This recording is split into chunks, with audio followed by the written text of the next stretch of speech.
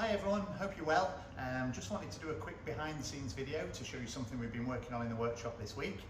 We've actually got a Stafsjö Knife Gate Valve. The customers actually asked us whether we could fit a rotary Westlock Switchbox to the knife gate valve. So we've had this mounting kit arrangement manufactured by one of our manufacturing partners, and that actually converts the linear movement of the valve into a rotary movement of the switchbox.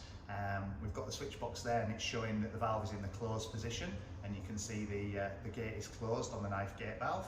So I'm just going to put some air on here just to energize the cylinder, move the valve to the open position, and you'll be able to see the switchbox move and show that the valve's open. So we just put some air onto the actuator. The valve is fully open now, so you can now see that the Westlock switchbox has moved to the open position. It's a double acting cylinder, so we're going to put some air onto the other port and we'll close the valve, and you'll be able to see the switchbox move to the closed position.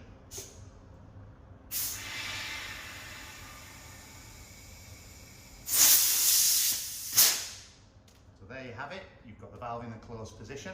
So we're going to go through that procedure again now, but we'll take the lid off the switchbox, we'll open the valve, we'll set the limit switch for the open position, we'll then stroke the valve closed, and we'll set the limit for the closed position.